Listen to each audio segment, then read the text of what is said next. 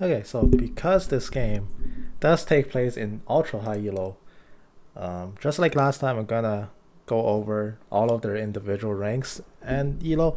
Unfortunately, I can't label this one as a master tier cast because the average MMR of this game is actually not master tier. It's Diamond 1, which is pretty close, but the ranks of each individual player here will go by their names. So, top lane Soraka, likable, Diamond 1, 46 LP, going up against JJUV2, Renekton, Diamond 1, 86 LP. Jungle matchup, Doubtmaker, Nidalee, Diamond 1, 67 LP. Unawakened, Diamond 2, 75 LP. I think he is the lowest elo player in this game right now. In the mid lane, Vicky Xiaobaobei, which is the Diamond 1, 71 LP Talon. Going up against... Who is mid lane? Akali? Yes, Akali. In Dorsey 1, which is Diamond 1, 42 LP. Bot lane, Ezreal. Diamond 2, 100 LP, 1 win, 1 loss into promos for D1. Going up against Snoops, which is Master Tier, 42 LP, Senna ADC. Support, we have Shorty, which is 2 wins, 1 loss into promos for Master. Against set support, it seems like Z9C7, Diamond 1, 42 LP. So the average MMR, average elo rather, for this match is Diamond 1. So unfortunately, I can't just label this video as a master tier cast because it's just not. It is admittedly pretty close. But both strongers are gonna opt to start at red side here. A minute 40 in.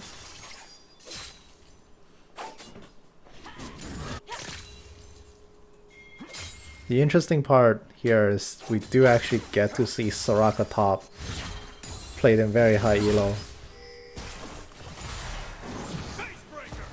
The appeal of Soraka top, at least for me who used to spam this pick a little bit, was the fact that you could run this pick into a lot of melee laners and play very safe. You could actually keep them at arm's length. They can't actually trade effectively into you because nobody quite understands just how much Soraka can self-heal until it's a little bit too late.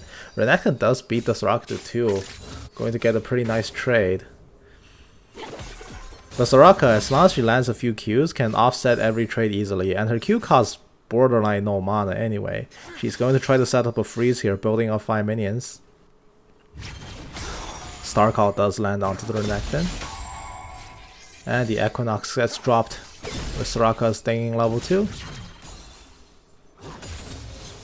She does need to be very careful here. Renekton might just go back and first item Executioners and actually stands a chance of bursting down the Soraka, but here comes the bot trade. Set is going for the Haymaker. It gets mostly blocked out by the Tarek's shield. Overall, a pretty positive trade here for blue team.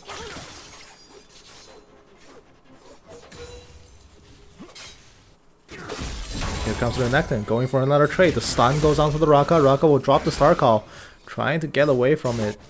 She will make it out. Going for a few bananas on the return trade. The Star Call, it will land. She goes in for one more auto. Trading like this into the Soraka is always frustrating if you're playing the melee in this matchup. She just seems like she can just seem to heal all of your damage back, and if you don't give enough respect to the Q, it will just make your life hell. So far, Necklace in the brush. He's going out for another trade. He gets tagged by Star Call again, I believe, which means once again Soraka comes out ahead with the trade. Noteworthily, it is good to know that she is running Spellbook over Aerie or whatever other tree he had. In fact, let me just go over, check her ruins real quick. Yeah, she has Revitalized on the second tree, but hold that thought. Lee Sin's coming down bot for a gank. The Haymaker goes out, breaks the shield. Ezreal gets set on fire, but nobody dies from this gank. He did have to use both his summoners to stay alive. First blood has yet to be taken so far. But yeah, Soraka does run the Spellbook primary with Bone Plating to stay alive in lane against heavy AD like a Renekton, as well as Revitalize, which is pretty much key if you are going to play Soraka anywhere, really.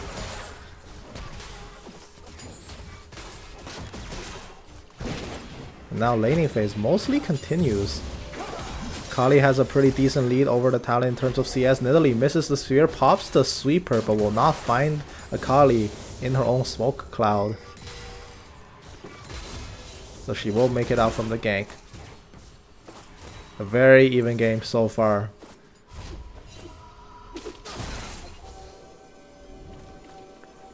Taric is gonna go in to clear the freshly planted work here in the Tri-Brush.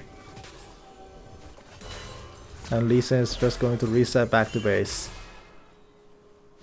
So not much has happened so far, and the first few objectives have spawned a while ago. Dragon is now up. Herald will be coming up in about 2.5 minutes. So now it's really up to the laners to remember everyone's summoner cooldowns. However, aside from the Ezreal and the Set, really, everybody else in this game still has all of their summoners up. Now we're just waiting for one play to happen, which will essentially unbalance the lane enough where objectives start coming onto the table. There's a pretty big minion wave here being built up. Soraka did go back to first item to boost, and here comes the first gank. Nidalee going to try to make a play happen onto the Senna. The javelin gets dodged away, which means that the gank is doesn't really result in too much. They chunk out the Senna, take a few of her mana away. She might be forced back here. Set is positioned in the river, but Akali has the inside track to assist the Set if necessary. Set will just walk up and be unharmed. Starcall gets dodged away. Renekton does have a solid CS lead in this matchup for now, which is more or less to be expected. CSing with Soraka is very hard, especially when you build support items as a top laner. You lack the ability to flash clear waves. Your Q just doesn't do that much damage. Renekton is going to hit level 6. He's going to take a mini wave. If he wants to pop dominance and try for the all-in, it might be a mistake against the Wish. But if he completes Executioners early, it doesn't seem like he will. He is going for Warhammer. But if he completes an Executioners early, killing the Soraka is not entirely impossible. What about Soraka's abilities? Yeah, she does have a point in the W. Not going to be using it anytime soon, just putting it in there just in case. There are variants of Soraka tops where you just don't put a point in W for a very long time. You would go for another point in Equinox over it, just to get at the shorter cooldown and slightly more damage in lane. It doesn't really make that much of a difference, but that is a huge trade coming out from the Renekton. Soraka drops the critical, but it's not going to be enough. First blood from the Talon. He's still going to be killed off in the counter trade, but he walks away with the first blood here. Lee Sin is going to come in for the dive. Soraka has the wish to bait it out. She is going to use it immediately, but one more kick from the Lee Sin will definitely do it. He flashes forward for the kill, and the tower will not get the return kill on him. So far, 1 for 2. Ezreal trying to predict his pass, going to fire off the true shot. Is it going to hit? Ah, no, just barely. It will help him leash the Grump though. Nidalee tries for a flash away, but she face plants into a wall. And now she is actually in a lot of trouble. Assist pings are coming down.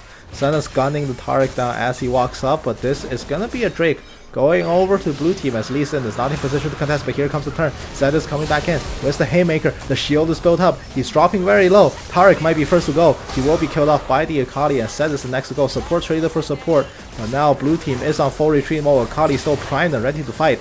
And blue team just does not have the health bars to answer it. Ezreal's next on the chopping block. Talon will get one back now. It's going to be a 2 for 2 trade overall. AD support for mid support. The blue team, they're the ones who get the Drake in this exchange. Walking away with the first global objective. That play does cost them a little bit though. They are behind in overall team goal by about 800. Significant amount of that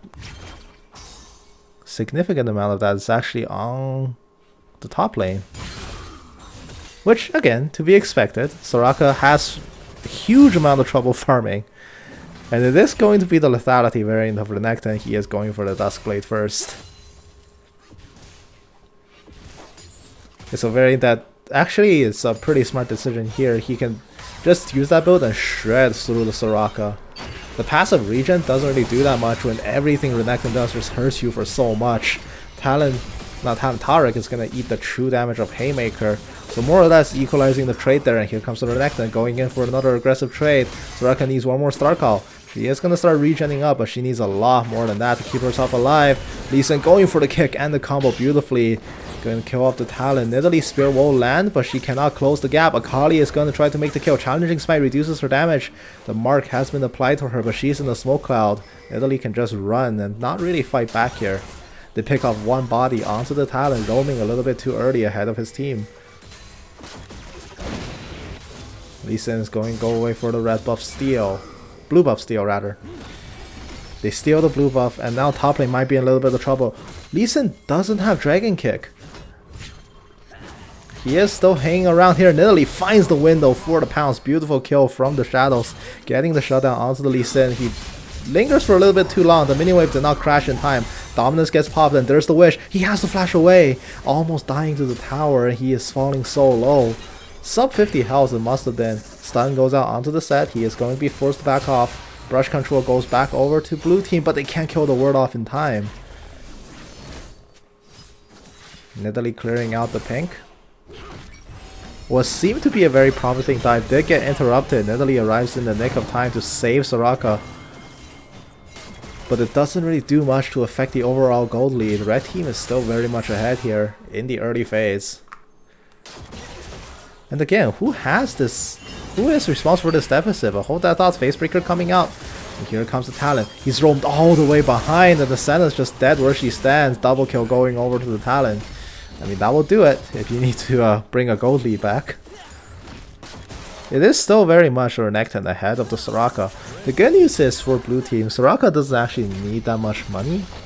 All of Soraka's final items are decently cheap. You essentially station a second support top lane to assist yourselves with mid-game team fighting.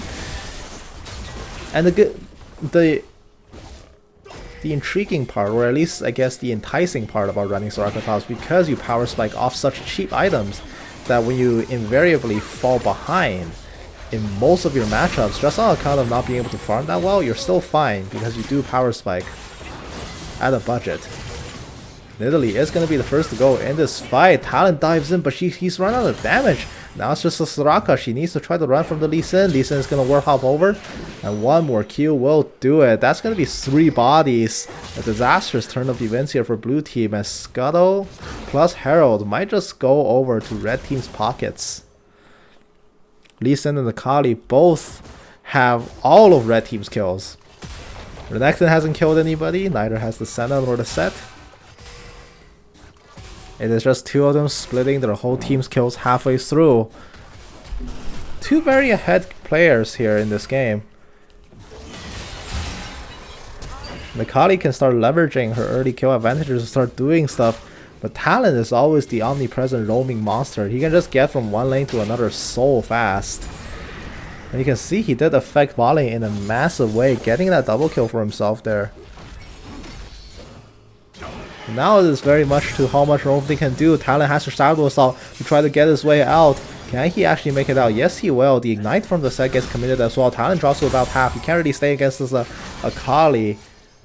But now Renekton, with a Herald backing him up, actually going to be very brazen, going up for very aggressive trades into Soraka. And now Soraka is finding herself in the position where farming is going to get excessively difficult. She needs multiple star calls to even kill the backline. With Renekton standing there and with no star call up and ready, it's going to be very hard for Soraka to stay in lane. And she desperately needs her power spike items to come in. Whether it be Redemption or Ardent Censer or Grail or anything, she does need to complete an item. It does seem like it will be on Holy Grail, judging by the Fiendish Codex. Which makes sense, but she is quite a long ways off from finishing it. Ezreal's gonna blink away from the set, and now Dragon, it has been taken away from blue team, but can they make it out cleanly? Power call will get dropped, but it misses the Talon with the bubble. Nidalee will have the room to get out. Talon, Soraka rather, gets solo killed up top. Beautiful Mystic Shot sniping Akali in her smoke cloud. Now the re-engage might come in. The Haymaker shield goes through all of blue team, but they don't care. Set is next on the chopping block. Flash in from the Akali, but the Blast Cone cancels that engage instantly. Senna has to try to run for the hills, back to the safety of her own tower. Meanwhile, top lane here for blue team, more or less a black hole. Youmuu's is done for the Renekton. He has the means to chase her down. Soraka does complete the stopwatch and does complete the perfectly timed stopwatch rather, but she does complete the Unholy Grail. So she might be safe from the next dive or so, but now Renekton has gone back and picked up a big money item. He's got the Cutlass straight up. That's going to give him a lot more lifesteal in this lane. If he wants to, yeah, he can just ramming a top. Because this will force blue team to kind of play their hand and draw some resources top lane. Because Soraka cannot solo hold against Renekton at this phase in the game. Her items may be cheap, but now is the time in the game where against most bruisers or damagey top laners, her ability to survive is just completely neutered. So by herself, she can't do quite that much. And now blue team are on the rotation to the top lane, but will they be spotted out here? Akali knows all. She saw Talon move up. They know the rough strengths of the enemies. Blue team's still trying to set up an ambush here, but will it actually work? 6 full health bars. Some of them are about to hit 0 very soon, I imagine. Talon's still in the side, playing protection detail. Lee Sin's gonna recall. Akali decided that this is stupid and headed back to mid lane. Lee Sin is going to go home and pick up his Black Cleaver. Joy.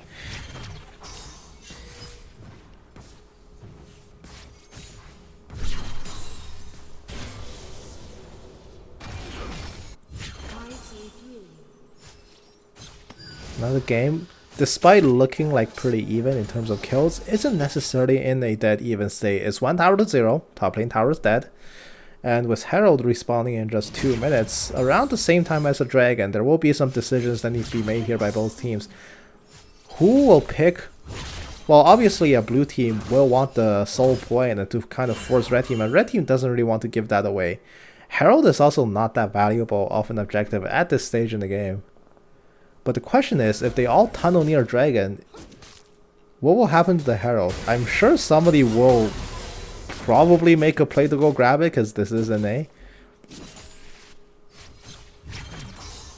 But it is obvious that this coming up Infernal Drake is going to be the focus for both teams.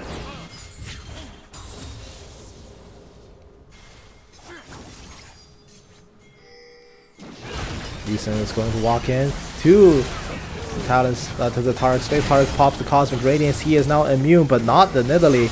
Talon is going to come in trying to make a kill happen onto the Akali, and he does, but the dominance from Renekton spinning in the middle of the team. Tarek gets killed off here by the Lee Sin.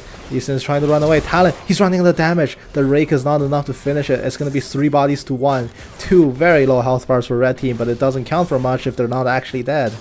Senna going for the kill onto the Ezreal. He needs to blink away. He lashes the W onto the Renekton as well, flashing from the set. The Facebreaker drags him back, and now with the showstopper, the Ezra has been brought into the middle of the action, and he's going to be killed off here. 4-1 advantage to red team. They take a beautiful team fight, and they're going to turn to inflict their punishment onto the lane itself. They want that tower. They want a tower killed off somewhere.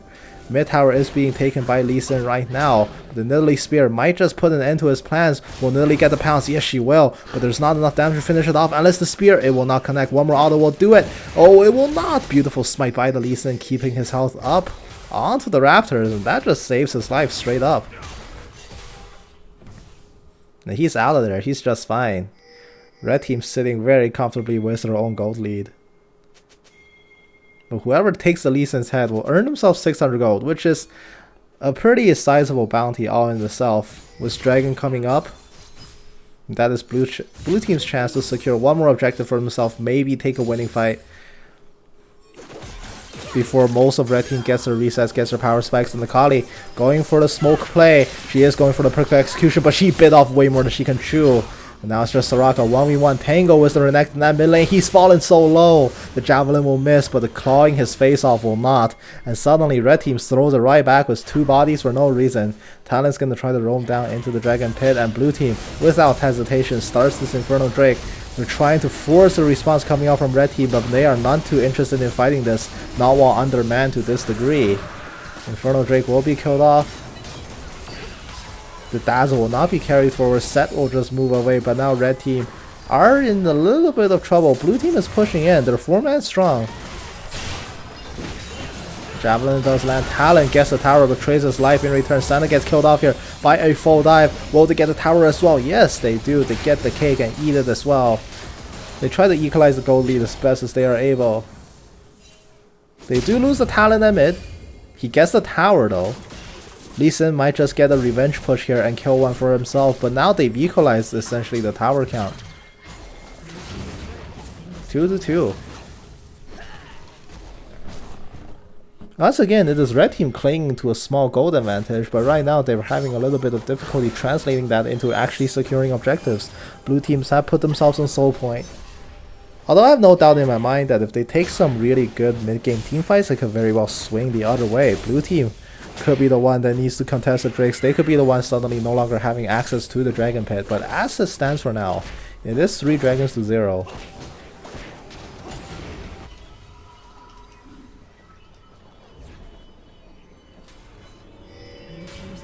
Blue team will lose their third outer turret, so now it's 3 towers to 2. When Necton gets it there, he is split pushing bot. And now the conundrum happens. Now that you're running 2 supports in this game, who exactly are you going to assign bot to go up against the Renekton? Because now the Renekton, because he knows his top laner was a Soraka, who, you know, during the mid phase pretty much never ever contests him. He can have free reign to split push, and he's going to require a multi-man response. Shadow Assault comes out from the talent, but he's been tagged by the Shadow. He's turning his damage onto the Akali. Will he get it? Yes, he actually will. That's a 1v4, and he finds a kill. And that can get driven out at bot as well. But now that there's 3 members up top here for a red team, they do lose the Akali. Now going for the reset. Lee Sin is going to go home. He's had enough of this.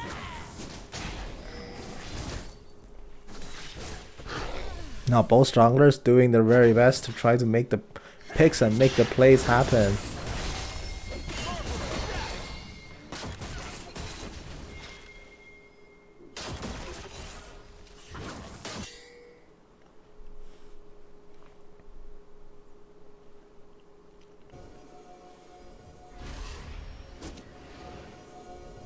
Blue team sweeps out the Baron Vision. They want to try to secure this in their near future. But as it stands, there's a very annoying Crocodile at the bottom lane. And at this point, Soraka is pretty much going to get Flame Horizon, which is to be expected. She just essentially stops farming after a while. She does need to complete her redemption, more or less. But she does have the Sensor done. She has the Grail. She has a sword. She has Lucidity Shoes. She's doing pretty well for herself.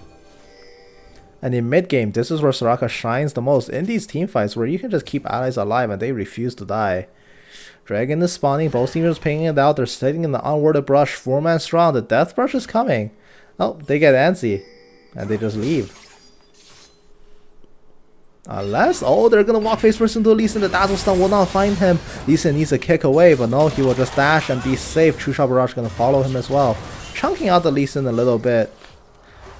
Slightly too early. Dragon's not going to be up for another 90 seconds, and Akali is still being a split push threat at top, but now the set might be in a little bit of trouble. Cosmic Radiance goes down on the target. Will he get it off in time? Yes, he will, but I'm pretty sure he's still pretty dead. No, the Summoner Heal will keep him alive. Is he burning down? No, he's not. Santa gets killed off as well by the Nidalee. 15-15. Blue team finds a beautiful teamfight set. It's going to press the stopwatch key in the middle of absolute goddamn nowhere. Lee Sin comes in. He had the best intentions, but he's just going to get killed off as well.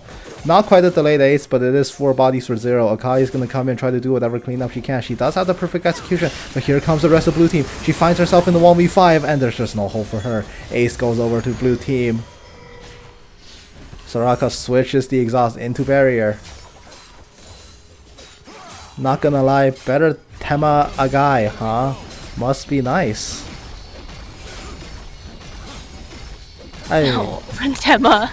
The Better Tema, by the way. You gave up every single drag to kill me, says the Soraka. True. No, my team. See, even in Master, you have people doing this. Yep, even in Master's eyes. Even in Master, this shit happens every time. What's My the soul team died again? before every drag. This is gonna be an Infernal Soul. Ooh. 5 seconds out. This is the soul. This is the soul point. Lee Sin. He talks the talk, but can't he make it back? So I was never Abel to contest. I gave up only the first one. He's typing and walking. Never do that. But meanwhile, Nidalee's in a little bit of trouble. Will she make it out? There's a wish. He was her back to full. Are you kidding me? Did she just press one button and heal the Soraka back to full? And here comes this. That's just gonna walk in. FFGG. Lee Sin has had enough. He wants out. Muramana is finished on the Senna. Might be a little bit too late. That's the Infernal Soul. Such an incredibly early And Infernal I think they're Soul. going straight for Baron. Yep, that's gonna be Baron for themselves as well. 24 minutes in. They get the Soul, they get the Baron, and they probably get a Surrender Roll. Lee Sin's had enough. He's out of there. He doesn't want to play this game anymore. Now he's respawned. They know, everyone knows they're doing Baron, but what can Red Team do to stop it? Functionally nothing. Challenging Smite is not up, but there's no one to challenge this Baron. It is the freest Baron of all time at just 25 minutes in, and this just might be the nail in Red Team's coffin.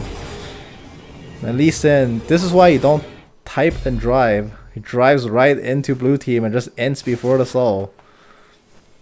And all hopes of contesting it is gone out the window.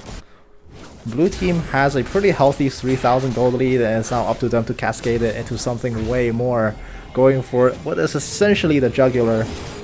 They can end this game off one push if they play their cards right and make the good team fight happen. Red Team is still trying to 1-3-1 against Baron.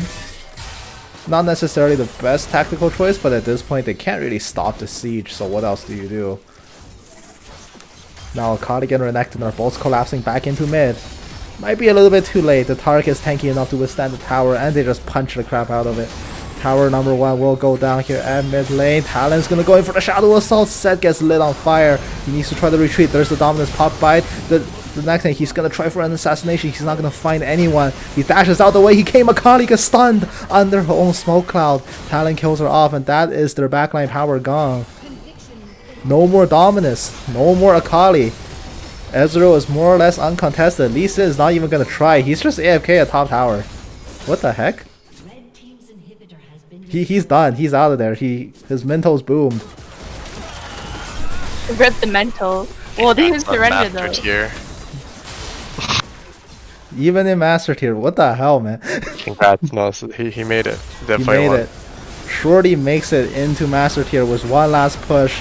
Lee Sin just gives up on the game. Nope, never mind. It's NA open. He's coming back in. Not just kidding. Talon will be killed off here, but the Nexus is wide open. Set goes for one last showstopper. It is not enough. Inferno Soul kills him where he stands. Z9 C7 is out of there, just like C9.